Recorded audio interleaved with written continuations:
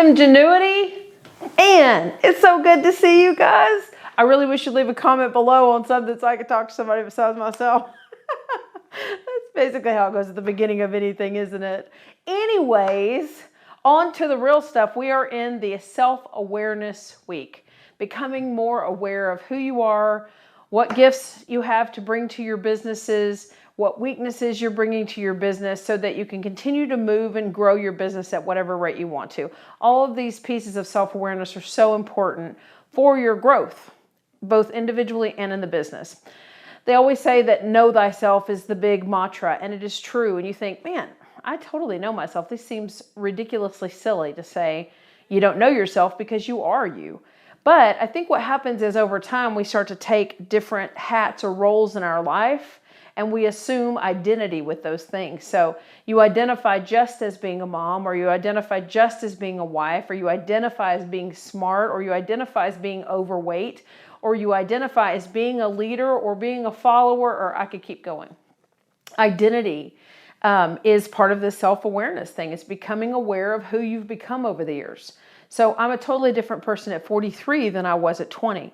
And I'm a totally different person also now than I was before when I was working for someone else, working for a big four public firm, accounting firm. And now I work for myself. And so I'm a very different person. I've had a really crazy growth pattern, just like all of us have. We're all growing or dying. So I've had a crazy growth pattern over those years, and I have to relearn who I am at some points because you pick things up that other people say, and books that you read, and movies that you watch, and stories that you begin to tell yourself, and you lose self-awareness of who you actually are. This is super important that we reconnect with this self-awareness in our business. So we're only spending a week on this, but if you guys want more on that, again, that's something you leave in the comments, something that you really want to talk about or you want to know something more about. I have 10 companies and we've done some crazy crap over the last 10 years and gone from food stamps to 7 figures. So ask your questions. I will happily answer those with experience shares, not necessarily advice, but things that I have already been through or we as a team have already been through that we want to help you with on those. So what is identity and how do you kind of stop and take a look at it? And identity is basically who you are. When someone says, tell me a little bit about yourself, who are you? A person of faith, Christian might say, I'm a daughter of the king. Someone who has 3 kids, 2 kids, 20 kids, 20 kids. 20 kids may say, I'm a mother or I'm a grandmother. You start to talk about the roles that you play, like I said. As a business owner, which is another role, it's another piece of your identity. I think it's important that we stop maybe quarterly or semi-annually, or if nothing else, annually. Like as you're preparing for your new year to start, it's important that we stop and we reassess who we are, who we've become, so that we can know where we're starting from to see who we want to move towards, right? You have to know where you're starting from and all the additional things that you've picked up over the last year or 3 months or whatever it is for your identity. So one of the just side conversations I want to have with you guys is that as a business owner, a lot of times I've identified with my business as if it was an extension of me. And to some degree it is, but you have to be very careful because when it's an extension of you and it's failing, you feel like you're failing. When it crashes and burns, you feel like you've crashed and burned. When it's doing really well, your mood is up. So this business, which you have some control over, but not all the control. You can't control what your customers do. You can't control what a third-party platform does. So like I sell my books on Amazon, I can't control if Amazon kicks me off or if they close their platform. You can't control those things. Now, there's things you can do to mitigate massive loss, and we'll talk about risk and loss in the future. But for right now, when we start to identify with our business as if it's an arm or a leg, that's where we all start, by the way. And you'll slowly over time find yourself being like, I'm identifying with my business. Okay, I've separated myself to make this more healthy. I'm identifying with my business. The ebbs and flows I keep talking about everywhere. But when you sit down and you really take the time to think through your identity, what you've linked it to and connected it to, what stories you're telling yourself, especially in the scope of your business. If this fails, I've completely failed. That's going to help us because it's going to tell us where we're starting from. It's going to tell us where we need to go, And it's going to allow the growth pattern to be more intentional, something we can actually move towards instead of accidentally stumble into. So a couple of things, just tips and tricks for studying yourself. I've done this many times over the years, and there's way more than this. I'm just going to mention a few. The first one is to have a journal. So I'm going to turn around. My desk is right here. I have lots of journals.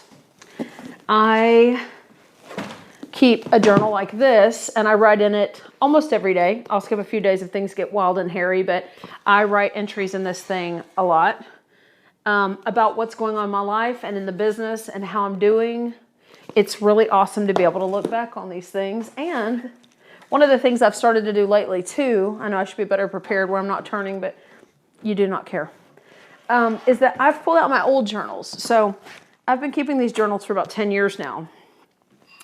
And what I do sometimes when I need to see who I am and where I've progressed to or where I've progressed from, going down or up, I will pull out these old journals, and whatever day it is, I will go back and read for that year where I'm at. And it's amazing to see the growth pattern or the lack of growth. That's been pretty interesting too, to see the lack of growth if I don't find myself progressing forward. So a regular journal, something that you're actually going to write in. Now look, if you're an online person, get you an online journal, lock that thing. There's got to be plenty of resources out there.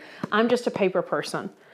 The second type of journal that I have that I really like a lot, I just started using it recently, but it's called a 5-year journal. And I'm sure some of you guys have heard of this. No, these are not my journals I'm selling you. They're just things I'm showing you that I use in my own life as a business owner. The 5-year journal, basically, you open it up to the day, right? You open it up to the day. You put the year in there. And because I just started, I really don't have a ton of entries, but I'm just documenting kind of what happened that day, especially anything that was an aha moment or things that I were like, I want to remember this in a few years from now. And then you do this every year. Well, it's similar to what I just mentioned, to read your journal entries from the years past. When you get down to like maybe 2024, you're going to be looking back and seeing 2 or 3 years of that single day that you documented what you were up to. I just think that's really cool. This shows growth over time or lack of growth over time. The other one is to take personality tests. I'm going to have some personality tests linked down below. Again, it's not an affiliation of any sort. It's just when I decided this last year, I was spinning around in circles. I opened and closed a restaurant. I was like, okay, look, it's time to decide where you really want to put your attention and your effort outside of writing books. And I'm still doing that. But it's like I wanted to start moving into maybe more of a nonfiction platform, which is what Femgenuity, this was the answer to what I went seeking. And so one of the things we did was I took 7 or 8 personality tests. I took the Myers-Briggs test. I took the Genius Zone test. Gosh, I took so many of them. Again, I'll put all of them below with links to where they go, and that's on you. Some of them were free, some of them were not free. So here's what I did. I took all of the tests very honestly, and then I printed them out and I read through them. I got a whiteboard, which I don't have anymore. This was last year, but I got a whiteboard and I wrote the positive attributes that came from those tests.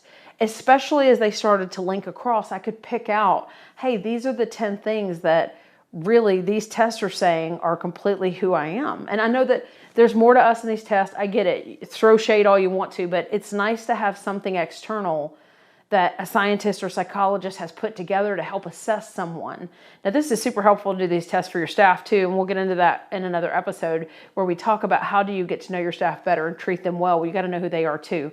But to get to know yourself, those tests are a great starting point for you to take them and then kind of align them and say, hey, these things are obvious. I'm diligent, I'm courageous, I'm brave. And then also if you want to go on the other side too with your weaknesses so that you can start being aware of where your business is getting blocked. Chances are one of your weaknesses or some strength that's being overdone is what's blocking your business from growth or from effectiveness or from impact, whatever it is you're after. So take these tests, and you can do this at the end of the year. We're coming towards the end of the year now. Take these tests, study them together comprehensively by writing out the different keywords and then see where they cross, and then make that kind of like, hey, these are the 10 things these tests all agree are part of who I am, which is great. And then on the other side, these are the 10 things that these tests say that perhaps I need to work on in my growth pattern. That'll give you some great place to focus too. This is being fully self-aware. I'm journaling, I'm thinking about my day, I'm doing some mindfulness and meditation where I have to sit with myself and just listen to myself breathe. I'm doing the 5-year journal to make sure I have some growth pattern over time. I'm doing these personality tests. You could talk to a counselor, you could talk to a coach, you could talk to a consultant, whatever makes sense to have someone also hold up that mirror so that you can have some assessment too. And I talk about that a lot in the blog this week on the website on femgenuity.com. So check that out too. It's a totally different subject, but it is on self-awareness and holding up a mirror to ourselves. I give you some examples there too, how to do this. Lastly, an after action personal review is always important. If you have a big project, or you have a big event, or you have a big meeting, or you have a big launch, or you publish your book, whatever it is, it's nice after the fact to stop and do an after actions review on the project or the business or the YouTube or whatever it is, to do your review of the actual project. But what I'm saying is, take it a step further and do a review on yourself. How did I feel during this project? How did I act during this project? Where were the emotional blow-ups in this project? Did everything go great in this project? Where did I feel tense? Where did I get sweaty? I'm not talking about your armpits. I'm talking about like, hey, dealing with Joe Schmo, I got real sweaty. Why? Start digging into those things, and that's what your bigger journal is going to be so helpful for. You can totally get 2 journals. You can have a journal that's your personal one if you want, and you can have one that's business related so that you can take notes and figure out where do you want to grow over time. That would be super helpful too, to document that stuff if you're working with a coach or a counselor, because you could bring that to them and say, hey, I've noticed the following things that keep popping up. I keep getting sweaty around Joe, or I keep losing my cool around Susie. Whatever the answer is, at least you're self-aware enough to see when it's happening, how it's happening, and with whom it's happening, right? Look, this is not easy, having self-awareness, especially when you're so busy. But I can tell you the frustration, the irritation, the aggravation, a lot of it is going to come back to you. So self-awareness is so important because it gives you control, right? You have control over what's happening in your business. And if you have ownership and agency and control, you can do something about it. So this week on self-awareness is so incredibly important. And please know it's not important for this moment only. It's important throughout the entire journey of your business. Look, we have to know where we're starting from so we know how to work on ourselves. We have to check ourselves. Like I say all the time, we have to check ourselves before we wreck ourselves, because if we're going to keep going forward in our businesses, whether we grow huge or we just grow in deep with our clients and our customers and we serve and we have impact, we have to know who we are in those moments. And as things attach themselves to us, like barnacles at the bottom of the sea, right? We have to know to stop and kind of remove some of those, add on some new ones. And that is what being aware of who you are and this self-awareness is all about. So go out there, get it done, know thyself, and it will change everything.